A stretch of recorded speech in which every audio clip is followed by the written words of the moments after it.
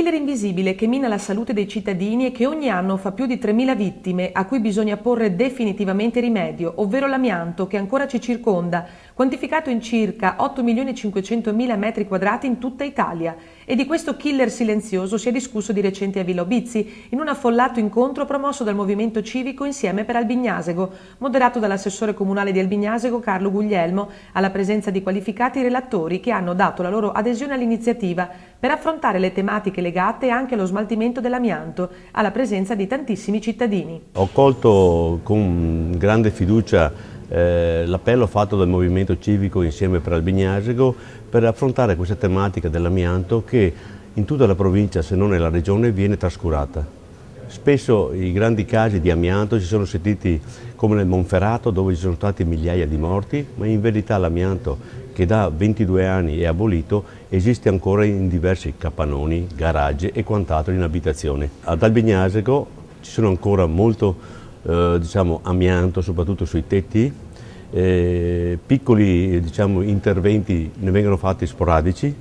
la gente non sa come rivolgersi. Uno degli obiettivi sarebbe bene che Comune, Provincia, Regione trovasse un accordo, una convenzione per poter fare una micro raccolta sul territorio, aiutare soprattutto quei piccoli cittadini che hanno magari il garage con l'amianto. L'amianto tutt'oggi crea una morte silenziosa. Cioè spesso credo, e poi il medico Giuffre della Spisa ce lo chiarirà molto bene, persone si ammalano e non sanno di che cosa, è perché magari il vicino di casa ha un tetto di amianto che lentamente inquina e chi lo respira poi ne ha i segni mortali. Vogliamo soprattutto avvicinare i cittadini a questo grave problema, segnalarlo senza terrorizzare, ma soprattutto cercare di prevenire a dover mantenere ancora questo materiale pericoloso, perché veramente è un killer silenzioso che nessuno ci fa caso ma che lentamente minaccia le persone e la loro salute. Il brevetto dell'amianto è stato costituito per prima volta in Austria nel 1901. Negli anni 30 ha preso piede, dove sono stati fatti circa 300 articoli in cemento amianto, tubazioni, botti, tetti. Negli anni 50 anche in Italia le prime fabbriche hanno preso piede. Oggi in Italia abbiamo 8,5 milioni di metri quadri di amianto ancora da smaltire. Nel 92 lo Stato italiano ha abolito l'amianto, la sua commercializzazione, ma in verità poi nel 94 non ha fatto nessuna legge perché si possa smaltire e aiutare chi è in possesso dell'amianto per poterlo smaltire. L'assurda è che questo amianto, tutt'oggi quando viene in qualche modo, qualche abitazione, qualche capannone viene smaltito, va a finire un'altra volta in Germania dove è stato brevettato la prima volta. Il messaggio che questo convegno vogliamo dare è far conoscere la pericolosità dell'amianto e smuovere le amministrazioni, la politica, visto che siamo anche vicino alle elezioni, di farsi carico di questo grave problema, perché è impensabile continuare dopo 20 anni che la legge l'ha vietato e continua a essere presente tra di noi, vicino ai bambini, vicino alle scuole, vicino ai campi sportivi. È impensabile si possa continuare in questo modo. Una nutrita presenza di esperti in materia ha caratterizzato l'incontro pubblico di Albignasego, che ha preso avvio con la relazione dell'assessore Carlo Guglielmo, il quale ha fatto proprie le sollecitazioni del Movimento Civico Insieme per Albignasego per affrontare il tema, perché eliminare l'amianto si può, ma soprattutto si deve, anche perché in questi anni poco si è fatto per tutelare la salute dei cittadini su questo versante. Essendo un'azienda che si occupa dello smaltimento dell'amianto che gravita anche nel comune di Albignasego, ci sentiamo parte comune per riuscire a liberare dall'amianto anche il comune di Albignasego. Pertanto cerchiamo di dare una mano per quanto possibile a contribuire, soprattutto a sensibilizzare gli abitanti a non buttarlo per strada, ma possibilmente smaltirlo in maniera più regolare,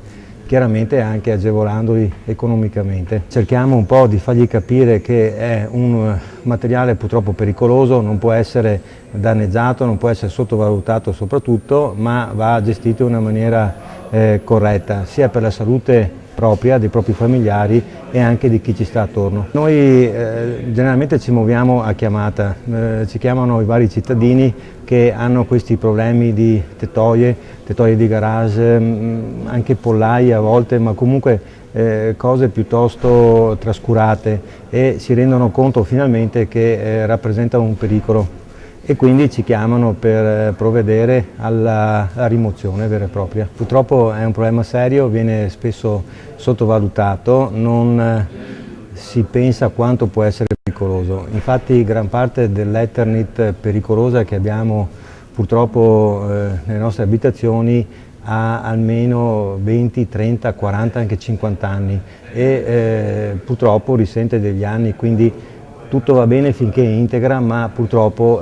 abbiamo riscontrato che la maggior parte presenta delle rotture e da qui comincia la pericolosità. Giusto per favorire e incentivare la bonifica dell'Eternit dei cittadini di Albignasego proponiamo di incentivarli anche economicamente, contribuendo a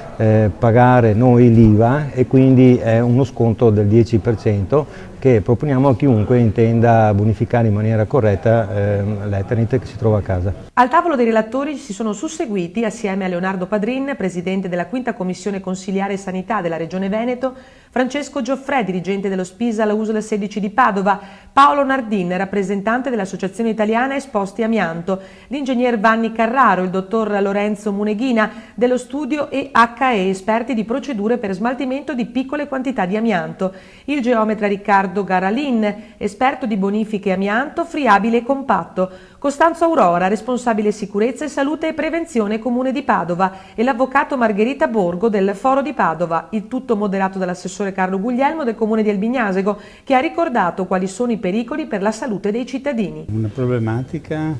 prevalentemente riferita alle piccole quantità gestibili in maniera anche domestica, attraverso una modalità che viene denominata micro raccolta e che ha avuto soprattutto recentemente alcune problematiche nella sua attuazione, no? Per cui insomma si fa un po' la storia di questa metodologia nella speranza che si possa arrivare ad una rielaborazione un po' proprio di questo tipo di intervento, consentendo quindi l'attività anche ai singoli cittadini e poi anche dare uno stimolo alle amministrazioni al fine di avere un appoggio proprio ai cittadini, finalizzato soprattutto al fatto di evitare che gli stessi, impauriti un po' dal rischio e un po' dalle spese che dovrebbero sostenere per bonificare, magari buttino i manufatti contenenti amianto lungo i fossati. Anno dopo anno il numero di interventi di questo tipo tende sempre ad aumentare, quindi vuol dire che la problematica è ormai inserita e conosciuta un po' ovunque. La recente normativa che riguarda l'amianto risale a una delle prime direttive della Comunità Europea nel 1991. Poi subito dopo siamo stati chiamati e siamo entrati nel vortice dell'inizio della conta delle persone che purtroppo si sono succedute a morire di mesotelioma pleurico, mesotelioma maligno, sia a localizzazione pleurica sia a localizzazione peritoneale. Dopodiché abbiamo cominciato a catalogarli e da lì poi è arrivato anche il fatto di avere l'obbligo di avere un registro regionale dei casi di mesotelioma maligno. Questa struttura è appunto collocata a Padova, presso lo SPISA di Padova, funziona dal 2000, sono ormai 13 anni che funziona e ha catalogato 1858 casi di mesotelioma maligno. Noi ci muoviamo perché siamo un servizio che